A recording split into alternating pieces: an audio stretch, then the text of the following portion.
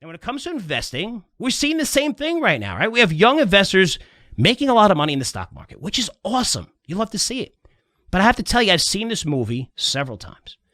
So in 1998, 99, everybody went all in. I remember talking, we would try to get accounts through Schwab, and Schwab wasn't managing money, and they pushed it out to independent money managers at the time, and just talk to this kid, oh, well, I can make 200%, 300%. You can't pitch something that's going to go up that you think could double in 3 to 4 years, especially even right now. Nobody wants to hear it when you see companies like Tilray going up 7, 8x in a couple of weeks. And some of these companies, these SPACs, going up 4, 5x in weeks. It's crazy. Also saw in 2006, 2007. And then what happened? I mean, those markets, that was before amateur investors really got smoked thinking they knew more than Wall Street. Today, it's GameStop. Same thing, just, couple different variables.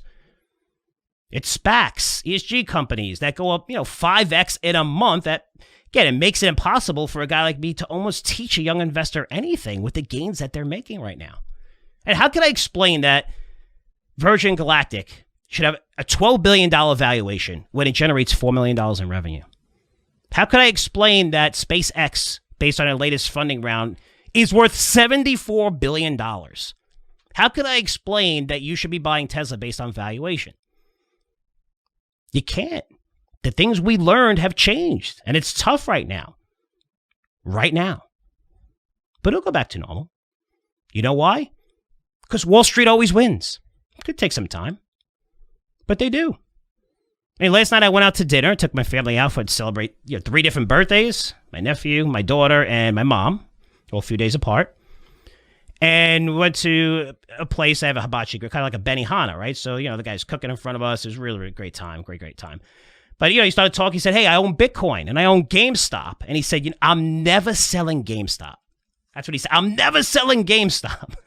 And it's kind of crazy when you think about it. I mean, why aren't you selling GameStop? Is it to prove a point or whatever? Because you're holding a company long-term, you're never selling it, where its business model is close to obsolete. And the stock should be trading at $4 a share based on the fundamentals. And slowly dying a slow death. Everybody downloads their movies through their PlayStations, their Xboxes, online. No need. That's why they close so many stores. Doesn't matter. Doesn't matter. No matter what I tell him, it wouldn't matter. He believes in the movement, in the whole Wall Street bets movement. He said, I'm holding on forever. Not a good idea. Take Tilray. People buying marijuana stocks, but take Tilray in general. Because if you look at Tilray and you look at chart Tilray, it was in December, they announced that they're merging with Afria, another marijuana company. And again, that was December. The stock was $8.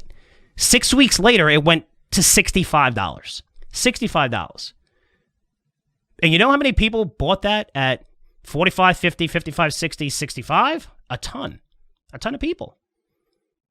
But no one ever looked at the deal with Afria, which was trading based on whatever, 0.8 the shares, whatever it is. But Tilray had to come down based on the deal that is going to close. It's basically a done deal, that merger. It had to come down from 65. It had to come down tremendously.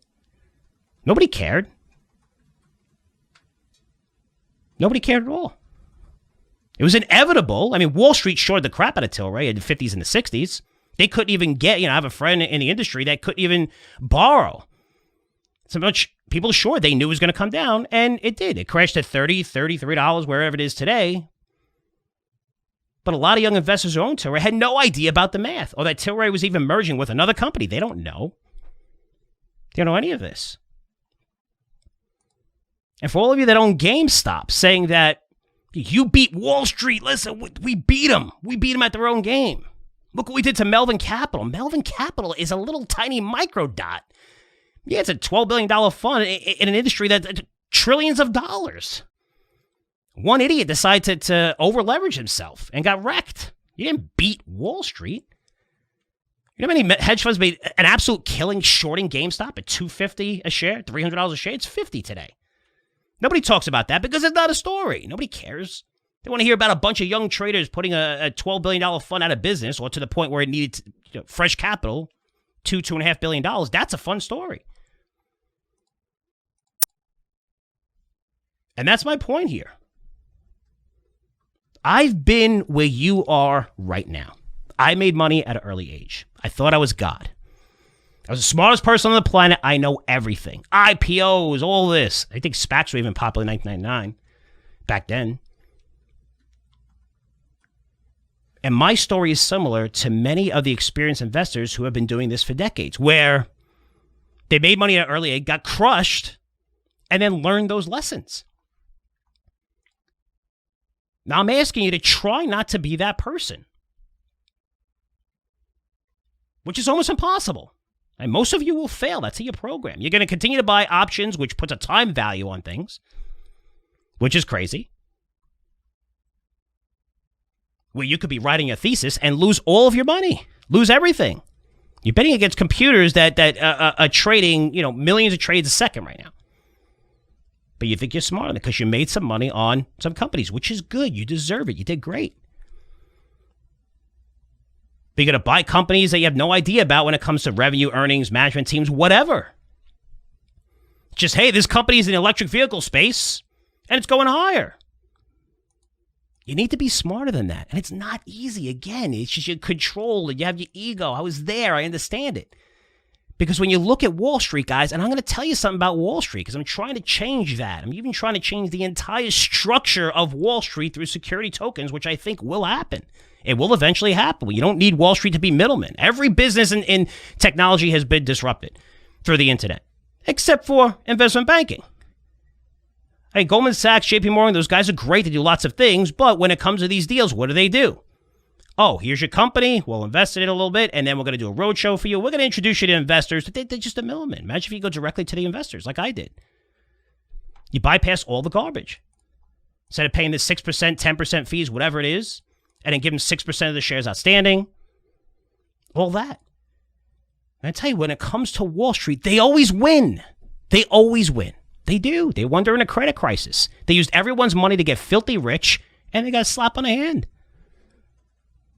Even now, who's winning? Wall Street is winning from COVID. Big businesses. Oh, you know what? Walmart, Target, Home Depot, you're allowed to stay open. The local shops, nope, close. Mandated. You have to close no matter what. Think about that for a minute. How crazy is that? Want a good example of Wall Street? Look at SPACs. Look how many are coming out. Why are you seeing so many billionaires and wealthy people start them? Why do you think? Just ask, just challenge it. Challenge the status. Why is that happening? Because it's a no-risk way for them to generate tens of millions of dollars in weeks.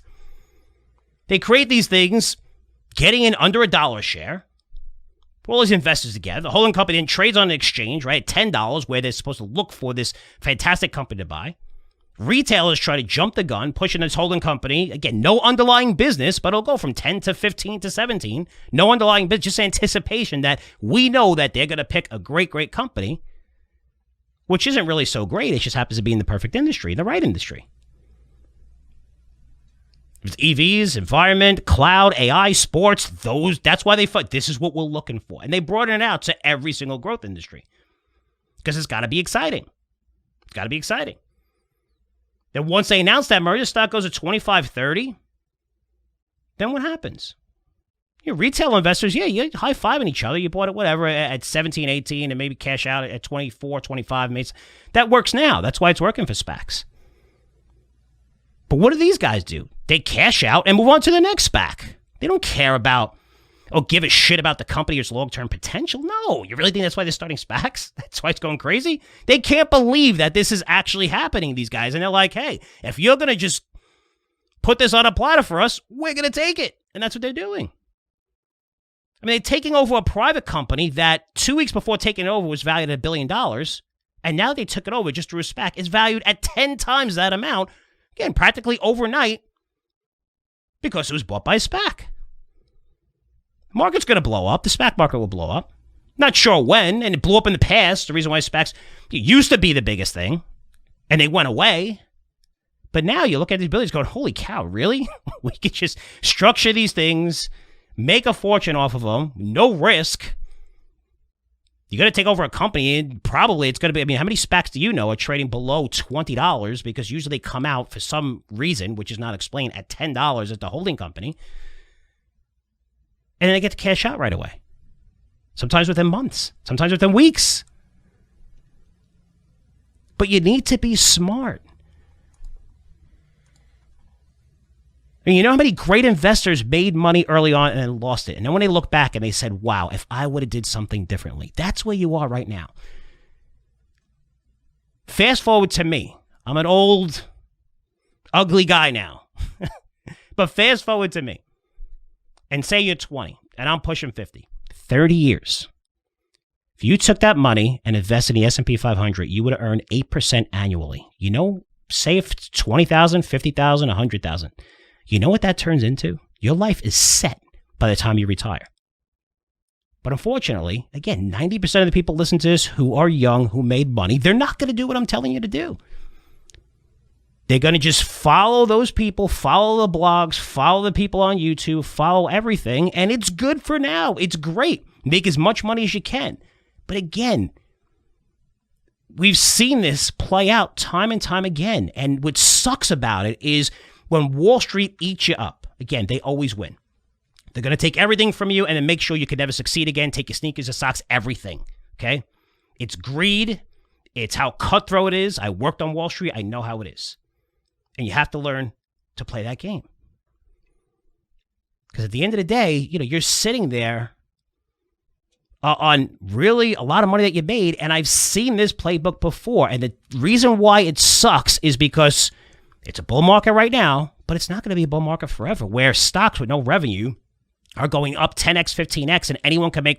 I know so many people who own stock, they don't even know what they do. They have no idea. Oh, I got this from a friend, and I know this, and I know that. That's cool. That's great. Definitely have exposure to that. A little exposure to that. But going all in and going on options, I mean, what happens is now the younger generation gets wiped out, and it's why so many young investors in the 1998, 99 period, 2006, 2007 period, there's a reason why that they got completely wrecked. And they never came back to the market. And that sucks. Because there is something different about this movement. There is something different where you know, I'm talking about 13, 14-year-olds have come up to me and talked about Bitcoin and stocks, which is great. But it's not about making $1 million, because even if you make $1 million or $5 million in the market, if you make that in a year, you really think you're just going to stop? You really think you're not going to try to make that 10 million, 100 million and try to be the great? That's what your ego tells you as a young person. It doesn't say, hey, holy shit, I just made $1 million, man. If I put this away and just earn like 5, 7% through stocks or whatever, and that might be a high rate because everything's so high right now. Maybe you get lucky with low interest rates and we continue this stuff for a while. But since the 1950s, S&P 500 was created into 500 companies, it's over 8% returns annualized. Pull up a chart. Pull up a chart when you get a chance. It's the greatest secular growth trend ever since the 50s. It goes up and up and up with small periods of going down, but pull it up. It's amazing. Just see it low on the left all the way up to the right for 60, whatever years.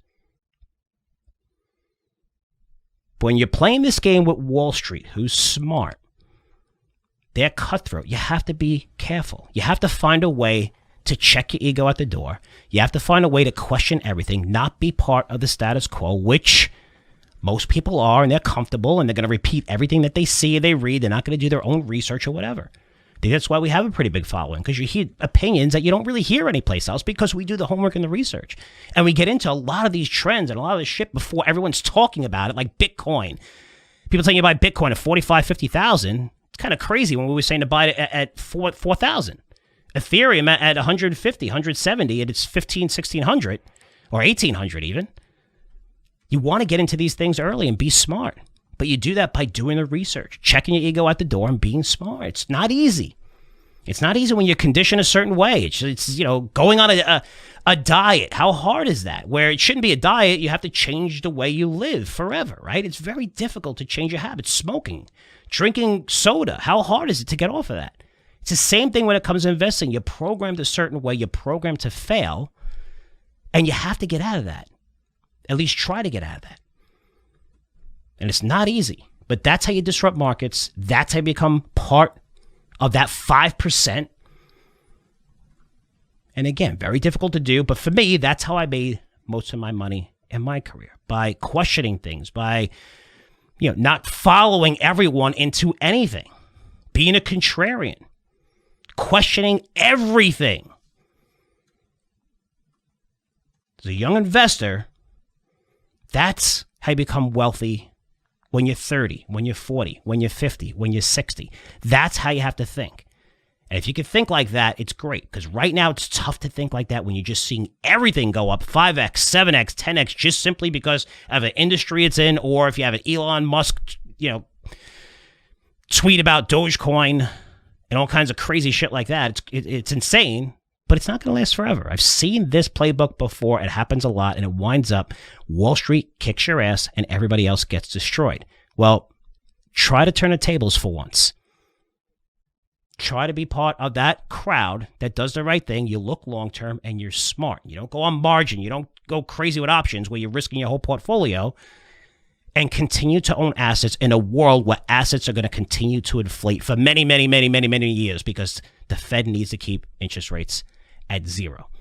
And as long as they're doing that and printing money absolutely like crazy, assets are going to continue to inflate. And you want to own them. You don't want to get wiped out.